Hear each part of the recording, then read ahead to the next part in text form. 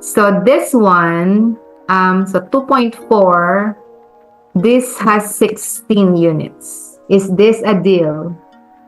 Or this is a no deal? Let's do this one.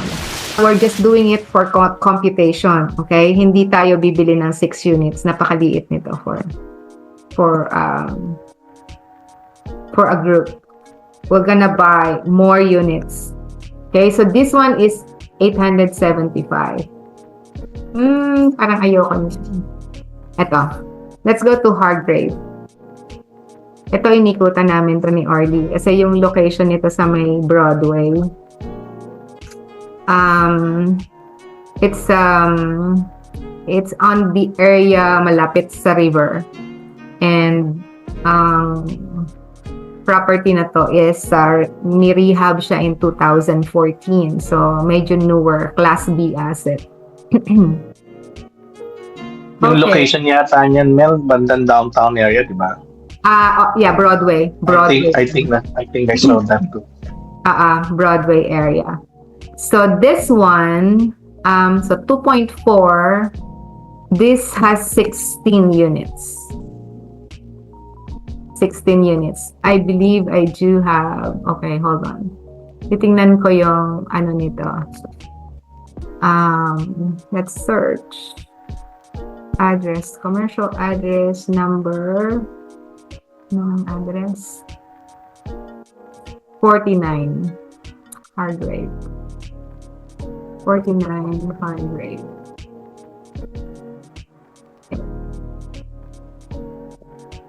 Here's the property. And here is the pro forma. There you go. So 2.4, halos similar, ano? Although this is a 16 units, mas mahal pa kaysa dun sa nasa East Kildonan area. Sino yung may assignment ng downtown rent? Is it Alvin? Alvin, ikaw ba? Did you check how much is the rent in the downtown area? 1.6 po, ate. 1.6? Yes. 1 bedroom, 2 bedrooms? Ano ba to? Parang 2 bedroom. 1 bedroom yata to, te. 1 bedroom? Opo, Okay. kasi parang nagre-range siya ng 1 to 2 beds. Tapos sabi is 1,675 to 1,996. Okay, okay. I think yung pareho kayo ni Romel. Ang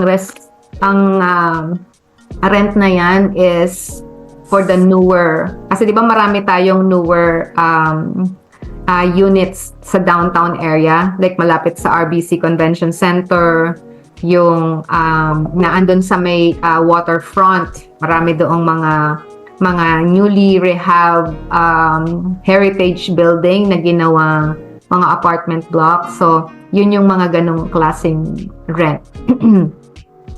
But if you will take note again of this property, kita mo yung monthly rent niya, oh. Parang ang cheap, ano? Ang mura, 700 yung bachelor. They have 1, 2, 3 bachelor. Actually, marami palang bachelors. Hold on. 2, 4, 6. 9 bachelors and then 7 na 1 bedroom. So it's still a cheaper rent. Okay, let's just compute kung tama ba yung kanyang presyo. Parang masyadong mataas ang pagkaka-price niya sa 2.4. Let's go. Let's use the calculator. So again, palitan lang natin. Gawin natin 16 units. Ang average rent nito is how much? 15,126.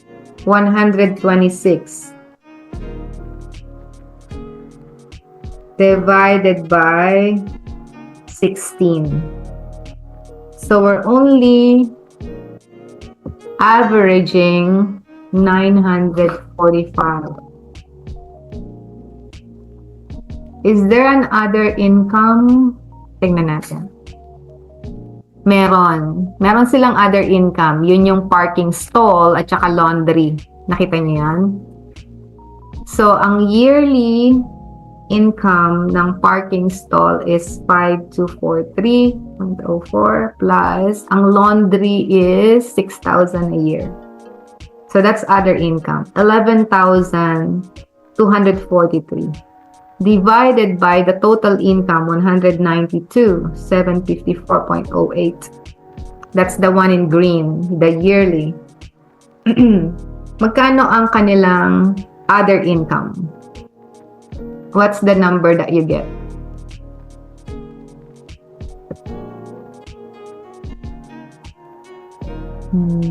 Anyone? How much did you get? How much percent?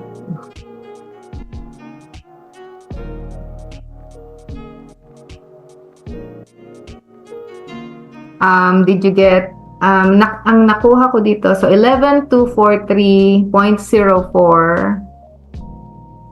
that's the total other income divided by 192,754. I got 5.83. Is that what you get to? Okay, lagay natin. 5.83 ang other income.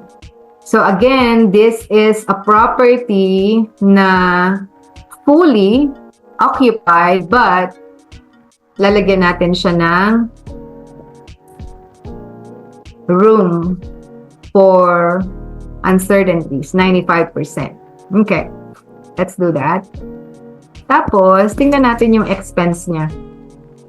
Based on this, ang expenses niya is how much for the year? 66,923.52 divided by the gross income, 192,754.08. 34.71. So, I won't change the 40%. Yun pa rin ang gagamitin ko. And then the cap rate is, kita niyo yung cap rate, just a little under the net income. That's 5.14. Talaga, no? May 14. 5.14. Okay, let's use that. Sabi nila, 5.14. Okay. How much did we get now? 2.129.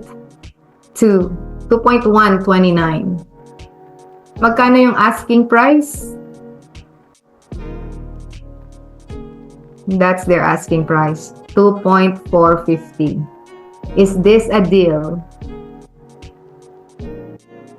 Or this is a no deal? Deal? No deal. So, that's how underwriting is. So, you can use this calculator kasi this will give you an insights on property values. So, meron pang ibang gamit ang underwriting calculator na to kasi this is just one of them. Na meron kang property na tinitingnan. Let's say walang pressure, walang anything. Okay? Walang nakalagay kung magkano.